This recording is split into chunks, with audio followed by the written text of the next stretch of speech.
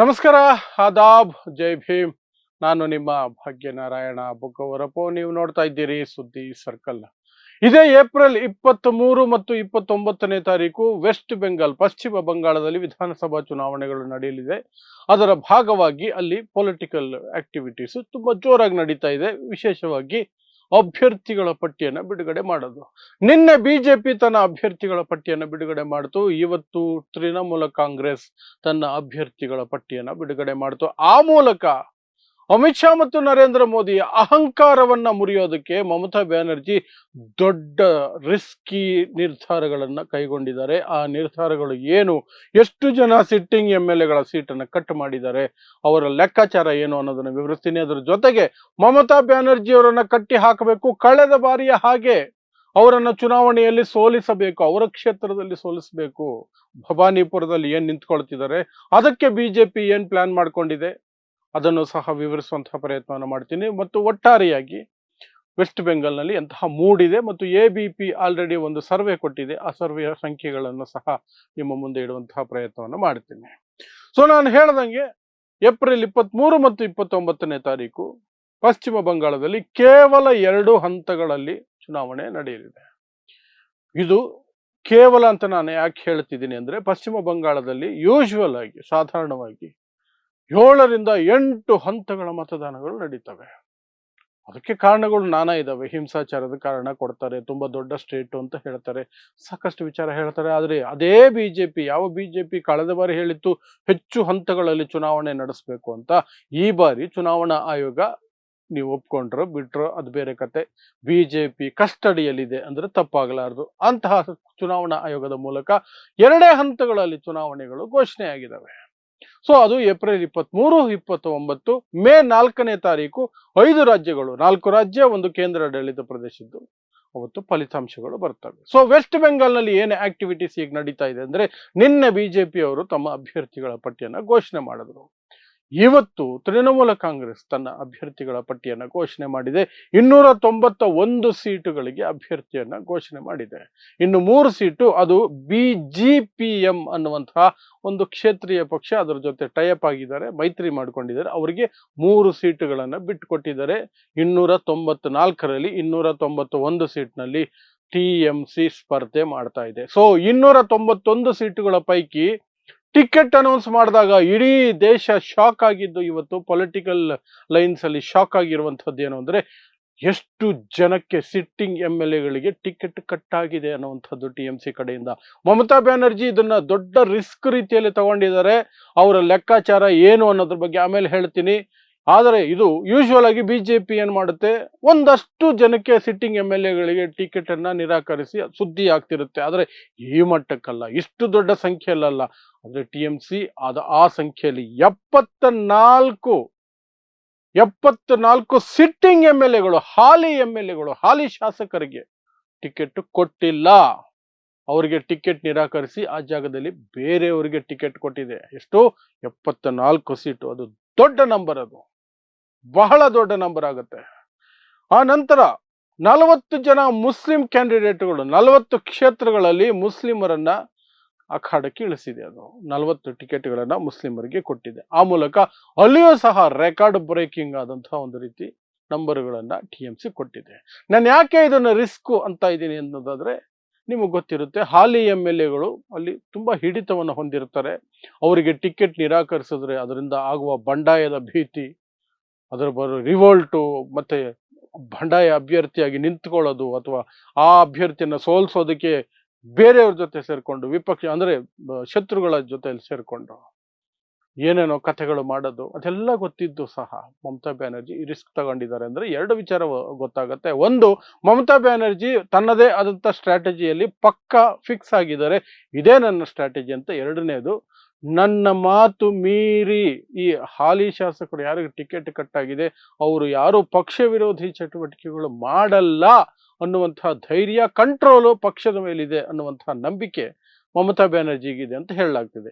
ಇಲ್ಲಿ ನನಗನ್ಸಿದ್ದೇನು ಅಂದ್ರೆ, ಮಮತಾ ಬ್ಯಾನರ್ಜಿ ಸ್ಟ್ರಾಟಜಿ ಏನಾಗಿರಬಹುದು ಅಂದ್ರೆ, ಯಾವೆಲ್ಲ MLAಗಳ ಬಗ್ಗೆ ಅಲ್ಲಿನ ಜನ ಸ್ವಲ್ಪ ಅಸಮಾಧಾನ ವ್ಯಕ್ತಪಡಿಸಿದರು, may be TMC, may be ಅಲ್ಲ, ಎಲ್ಲ ಪಕ್ಷಗಳು ಚುನಾವಣೆಗೂ ಮೊದಲು ಯಾವ ಅಭ್ಯರ್ಥಿಯನ್ನ ಹಾಕಬೇಕು ಅನ್ನೋದ್ರ ಬಗ್ಗೆ ಸರ್ವೆಗಳನ್ನು ಮಾಡ್ಕೊಳ್ತಾರೆ.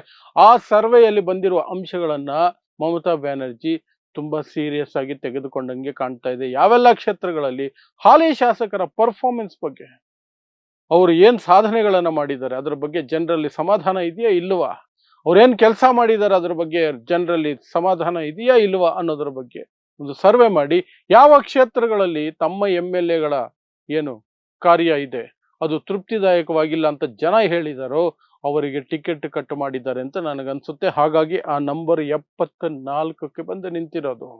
74 ವೆರಿ ಬಿಗ್ ನಂಬರ್, ನಾನು ಹೇಳ್ತಾ ಇದ್ದೀನಿ, ವೆರಿ ಬಿಗ್ ನಂಬರ್. ಸೊ ಇದು ಇವರ ಸ್ಟ್ರಾಟಜಿ ಇದ್ದ ಹಾಗೆ ಇದೆ ಮಮತಾ ಬ್ಯಾನರ್ಜಿ. ಇನ್ನು 40 ಜನ ಮುಸ್ಲಿಮರಿಗೆ ಟಿಕೆಟ್ಗಳನ್ನ ಕೊಡಲಾಗಿದೆ. ನಿಮಗೆ ಗೊತ್ತಿದೆ, ವೆಸ್ಟ್ ಬೆಂಗಾಲ್ನಲ್ಲಿ ಮುಸ್ಲಿಂ ಪಾಪ್ಯುಲೇಷನ್ ದೊಡ್ಡ ಮಟ್ಟದಲ್ಲಿದೆ. 18ರಿಂದ 20% ಮುಸ್ಲಿಮರಿದ್ದಾರೆ. ಕೆಲವು ಕ್ಷೇತ್ರಗಳಲ್ಲಿ 40ರಿಂದ 60, 70% ವರೆಗೆ ಮುಸ್ಲಿಂ ಪಾಪ್ಯುಲೇಷನ್ ಇದೆ. ಅದನ್ನೇ ಬಳಸ್ಕೊಂಡು ಬಿಜೆಪಿ ಯಾವಾಗಲೂ ಸಹ ಹಿಂದೂ ಮುಸ್ಲಿಂ ಗೇಮ್, ಅದಿಲ್ಲದೆ ಹೋದ್ರೂ ಬಿಜೆಪಿಗಿರೋ ಏಕೈಕ ಅಸ್ತ್ರ ಅಂದ್ರೆ ಹಿಂದೂ ಮುಸ್ಲಿಮೇ. ಆದರೆ ಯಾಕೆಂದ್ರೆ ಅವ್ರ ಯೋಗ್ಯತೆಗೆ ಬೇರೆ ಏನು ಮಾಡ್ಲಿಕ್ಕೆ ಸಾಧ್ಯ ಇಲ್ಲ. ಅವರು ಈ ದೇಶದಲ್ಲಿ ದ್ವೇಷ ಭಾಷಣ ಮಾಡಬೇಕು, ಹಿಂದೂ ಮುಸ್ಲಿಂ ಅಂತ ಹೇಳಬೇಕು, ಪ್ರಧಾನಿ ಹುದ್ದೆಯಲ್ಲಿ ಕೂತಿರುವ ವ್ಯಕ್ತಿನೇ ಹಿಂದೂ ಮುಸ್ಲಿಂ ಅಂತ ಭಾಷಣ ಮಾಡಬೇಕು. ನಿಮ್ಮ ತಾಳಿ ಕಿತ್ಕೊಳ್ತಾರೆ, ನಿಮ್ಮ ಎಮ್ಮೆ ಕಿತ್ಕೊಳ್ತಾರೆ, ನಿಮ್ದೆಲ್ಲ ಕಿತ್ಕೊಳ್ತಾರೆ ಅಂತ ಹಿಂದೂಗಳನ್ನ ಹೆದರಿಸ್ಬೇಕು. ಮುಸ್ಲಿಮರ ವಿರುದ್ಧ ಈ ರೀತಿಯಾಗಿ ಹೊರಗಿನವರು, ನುಸುಳುಕೋರರು, ಅದರಲ್ಲೂ ವೆಸ್ಟ್ ಬೆಂಗಾಲ್ನಲ್ಲಿ ಬಾಂಗ್ಲಾದೇಶದಿಂದ ಬಂದಿರೋ ನುಸುಳುಕೋರರು ಅಂತ ಕಥೆಗಳನ್ನ ಕಟ್ಟಿ ಆ ಮೂಲಕ ಓಟ್ ಪಡಿಬೇಕೆ ಹೊರತು ಬಿಜೆಪಿಗೆ ನಾನು 12 ವರ್ಷದಿಂದ ಪ್ರಧಾನಿಯಾಗಿ ಇಂಥದ್ದೆಲ್ಲ ಮಾಡಿದ್ದೀನಿ ಅಂತ ಹೇಳ್ಕೊಳ್ಳೋಕೆ ಏನೂ ಇಲ್ಲ, ಏನೂ ಇಲ್ಲ. ಅಥವಾ ಬಿಜೆಪಿ ಅಧಿಕಾರಕ್ಕೆ ಬಂದ್ರೆ ಇಂಥದ್ದೆಲ್ಲ ಒಳ್ಳೇದು ಮಾಡ್ತೀನಿ ಅಂತ ಹೇಳೋದಕ್ಕೂ ಏನೂ ಇಲ್ಲ. ಹಾಗಾಗಿ ಹಿಂದೂ ಮುಸ್ಲಿಂ ಅಲ್ಲಿ ಮುಸ್ಲಿಂ ಡಾಮಿನೇಟೆಡ್ ಏರಿಯಾಗಳಲ್ಲಿ ಮುಸ್ಲಿಂ ವೋಟುಗಳು ಬಹಳ ಇಂಪಾರ್ಟೆಂಟ್ ಆಗ್ತವೆ. ಅವುಗಳನ್ನ ಟ್ಯಾಪ್ ಮಾಡುವಂತಹ ಉದ್ದೇಶದಿಂದ ಮಮತಾ ಬ್ಯಾನರ್ಜಿ 40 ಜನ ಮುಸ್ಲಿಮರಿಗೆ ಟಿಕೆಟ್ ಕೊಟ್ಟಂಗೆ ಕಾಣ್ತಾ ಇದೆ. ಸೊ ಇದು ಇವರ ಸ್ಟ್ರಾಟಜಿ ಆಯಿತು. ಇನ್ನು ಅಲ್ಲಿನ ವಾತಾವರಣ ಹೇಗಿದೆ, ಜನರ ಅಭಿಪ್ರಾಯಗಳು ಯಾವ ರೀತಿ ಇದಾವೆ ಅನ್ನೋದಕ್ಕೆ ಒಂದು ಸೂಚನೆಯಾಗಿ ಅಥವಾ ಒಂದು ಎಸ್ಟಿಮೇಷನ್ ಆಗಿ ಒಂದು ಒಪಿನಿಯನ್ ಪೋಲ್ ABP ನ್ಯೂಸ್ ಕಡೆಯಿಂದ ಬಂದಿದೆ. ಅದರ ಬಗ್ಗೆ ಮೊನ್ನೆ ವಿಡಿಯೋ ಮಾಡಿದ್ದೆ, ಆದರೆ ಈಗ ಸಂಕ್ಷಿಪ್ತವಾಗಿ ತಿಳಿಸ್ತೀನಿ. ABP ನ್ಯೂಸ್ ಪ್ರಕಾರ TMC ಅಧಿಕಾರಕ್ಕೆ ವಾಪಸ್ ಬರ್ತಾ ಇದೆ. ಮಮತಾ ಬ್ಯಾನರ್ಜಿ ಮತ್ತೆ ಮುಖ್ಯಮಂತ್ರಿ ಆಗ್ತಾರೆ ಅಂತಲೇ ABP ನ್ಯೂಸ್ನ ಒಪಿನಿಯನ್ ಪೋಲ್ಸ್ ಹೇಳ್ತಾ ಇದೆ. ಏನಿದೆ ಅವರ ಒಪಿನಿಯನ್ ಪೋಲ್ಸ್ ಅಲ್ಲಿ ಅಂದ್ರೆ, TMC 155ರಿಂದ 170 ಸೀಟುಗಳನ್ನ ಪಡ್ಕೊಳ್ಳೋ ಸಾಧ್ಯತೆ ಇದೆ. ಮೆಜಾರಿಟಿ ಮಾರ್ಕ್ 148, ಅಂದ್ರೆ 148ಕ್ಕಿಂತ ಜಾಸ್ತಿನೇ ಬರುತ್ತೆ. 155ರಲ್ಲಿ ಸ್ಟಾರ್ಟ್ ಆಗಿ 170ರವರೆಗೆ ಹೋಗಬಹುದು TMC ಇದು ಅನ್ನುವಂಥದ್ದು ABP ನ್ಯೂಸ್ನ ಲೆಕ್ಕಾಚಾರ. ಬಿಜೆಪಿ 100ರಿಂದ 115 ಸೀಟು ಬರುತ್ತೆ ಅಂತ ಹೇಳಲಾಗ್ತಿದೆ. ಇದೇ ನಂಬರ್ಗಳನ್ನ ಕಳೆದ ಬಾರಿ ಸಹ ಕೊಟ್ಟಿದ್ರು, ಬಟ್ ಬಿಜೆಪಿಗೆ ಕೊನೆಯಲ್ಲಿ ಬಂದಿದ್ದು ಕೇವಲ 77 ಸೀಟು ಮಾತ್ರ. 77 ಸೀಟನ್ನ ಕೇವಲ ಅಂತ ಕರೀತಿರೋದು ಬಿಜೆಪಿ ಕೊಟ್ಟ ಬಿಲ್ಡಪ್ ಆಧಾರದ ಮೇಲೆ. ಆದ್ರೆ ಹಾಗೆ ನೋಡಿದ್ರೆ ಬಿಜೆಪಿ ಅದು ಅತ್ಯುತ್ತಮ ಪ್ರದರ್ಶನ. ಯಾಕಂದ್ರೆ ಈ ಹಿಂದೆ ಎಲ್ಲ ಅವರು 10 ಸಹ ಸೀಟುಗಳನ್ನ ಪಡ್ಕೊಳ್ತಿರ್ಲಿಲ್ಲ. 77 ಸೀಟು ಬಂದಿದ್ದು ದೊಡ್ಡ ಸಾಧನೆಯೇ ಅಂತ ಹೇಳ್ಕೊಳ್ಬೇಕು. ಬಟ್ ಅವ್ರು ಕೊಡ್ತಾ ಇದ್ದಿದ್ದು ಬಿಲ್ಡಪ್ ಇತ್ತಲ್ಲ, ನಾವು 200 ಸೀಟುಗಳನ್ನ ಹೆಚ್ಚಿಗೆ, 200ಗಿಂತ ಹೆಚ್ಚು ಸೀಟ್ ಪಡ್ಕೊಂಡು ಮಮತಾ ಬ್ಯಾನರ್ಜಿ ಸರ್ಕಾರವನ್ನು ಕಿತ್ತು ಬಿಸಾಕ್ತೀವಿ ಅಂತ 2021ರಲ್ಲಿ ಹೇಳಿದ್ರು. ಅದು ಸಾಧ್ಯ ಆಗಿರ್ಲಿಲ್ಲ. ಮತ್ತು ಇತರೆ 5ರಿಂದ 7 ಸೀಟುಗಳನ್ನ ಪಡ್ಕೊಳ್ಳೋ ಸಾಧ್ಯತೆ ಇದೆ ಅಂತ ಹೇಳಲಾಗ್ತಿದೆ. ಇಲ್ಲಿ ನೋಡ್ಬೇಕಾದ ಅಂಶ ಏನು ಇತರೆ ಅಂದ್ರೆ, ಅಲ್ಲಿ ಕಾಂಗ್ರೆಸ್ಸು ಕಮ್ಯುನಿಸ್ಟು ಇದ್ದಾರೆ. ಸುಮಾರು 35-40 ವರ್ಷ ನಿರಂತರ ಆಡಳಿತ ನಡೆಸಿದಂತಹ ಕಮ್ಯುನಿಸ್ಟ್ ಇವತ್ತು 1 ಸೀಟು 2 ಸೀಟುಗಳಿಗೆ ಒದ್ದಾಡಬೇಕಾದಂತಹ ಪರಿಸ್ಥಿತಿ ಬಂದಿದೆ. ಅದು ರಾಜಕೀಯ ಪಲ್ಲಟಗಳ ಒಂದು ಉದಾಹರಣೆ. ಕಾಂಗ್ರೆಸ್ ಅಲ್ಲಿ ಇಲ್ಲದಂಗೆನೆ ಅದೇನೋ ಎಲೆಕ್ಷನ್ ಕಂಟೆಸ್ಟ್ ಮಾಡುತ್ತೆ ಅಷ್ಟೇನೆ. ಸೊ ಎಲ್ಲವೂ ಸೇರಿ, ಇಂಡಿಪೆಂಡೆಂಟು ಸೇರಿ ಒಂದು 7ವರೆಗೆ ಸೀಟು ಬರಬಹುದು, 5ರಿಂದ 7 ಅಂತ ABP ಹೇಳ್ತಿದೆ.